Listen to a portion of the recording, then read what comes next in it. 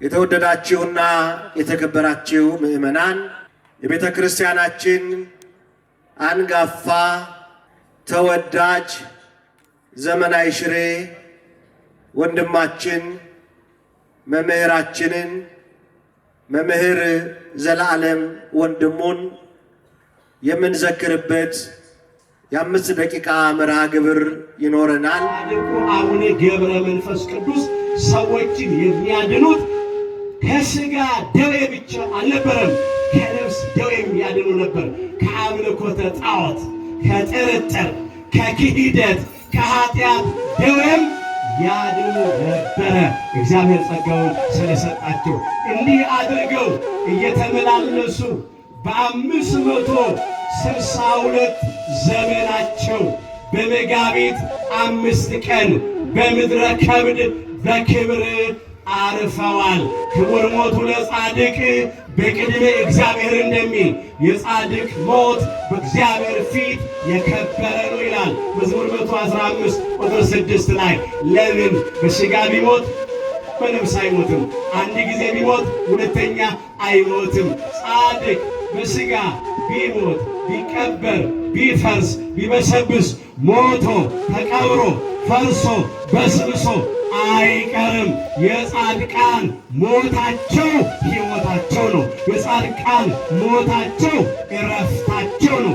እንዲህ አድርገው ሩጫቸውን ጨርሰዋል፣ ተጋድሏቸውን ፈጽመዋል። ስለዚህም ድል ስላደረጉ እናከብራቸዋለን። ክብር ይግባቸው ጻድቁ አባታችን አቡነ ገብረ መንፈስ ቅዱስ።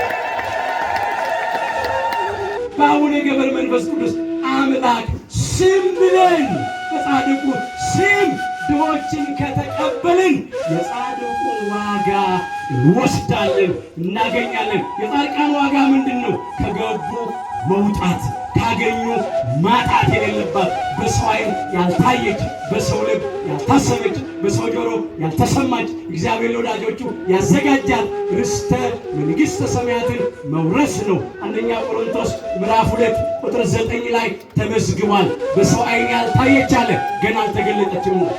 በሰው ጆሮ ያልተሰማች አለ፣ ከቋንቋ በላይ ናት። በሰው ልብ ያልታሰበች አለ፣ ሰው አስቦ ሊደርስባት አይችልም። ክብሯ ታላቅ ነውና እስቲ በሉ እግዚአብሔር በሉ። ለወዳጆቹ ያዘጋጃት ጻድቃንን በመቀበል መታሰቢያቸውን በማድረግ የምናገኘው ይሄንን ነው። የጻድቅ መታሰቢያ ለበረከት ነው ይላል ምሳሌ 10 ቁጥር 7 ላይ። የጻድቅ መታሰቢያ ለምንድን ነው? ለበረከት። ይኸው መታሰቢያቸውን እናደርጋለን። እንግዲህ ጻድቁ አባታችን አቡነ ገብረ መንፈስ ቅዱስ ርዕሰ ባሕታውያን ናቸው። የባሕታውያን ራስ ይባላሉ። ምድራዊ መልአክ ናቸው። አስተውሉ ወገኖቼ፣ ምግባቸው ምስጋና ነው፣ ቃል እግዚአብሔር ነው፣ ጸሎት ነው። መጠጣቸው ቃል እግዚአብሔር ነው፣ ምስጋና ነው፣ ጸሎት ነው። ልብሳቸው ጸጉር ነው፣ ከእግር ጥፍራቸው እስከ ራስ ጸጉራቸው ድረስ። ሰው ሲሆኑ መልአክ ነው። ምግብ አልበሉ፣ መጠጥ አልጠጡ። በጸጋው እግዚአብሔር ያኖራቸው ነበረ። መልአክ ተሰኝተዋል።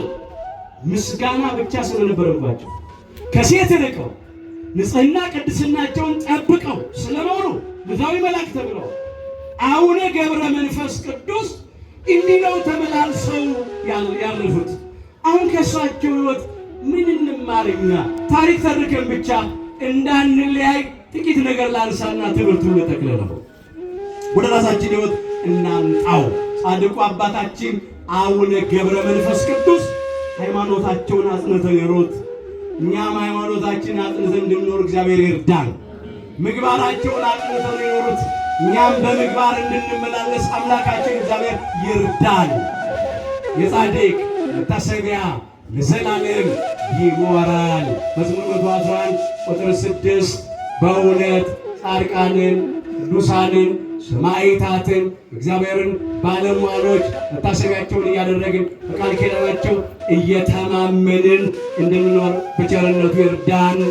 ሁላችን ከውድቀታችን ተነስተን ከርኩሰታችን ተቀድሰን ወደ አባቶቻችን ወደ ካህናት ቀርበን ኃጢአታችንን ተናዘን ቅዱስ ሥጋውን በልተን ክቡር ደሙን ጠጥተን መንግሥቱን እንድንወርስ ስሙን እንድንቀድስ ኃያሉ እግዚአብሔር አምላካችን በቸርነቱ ይርዳን።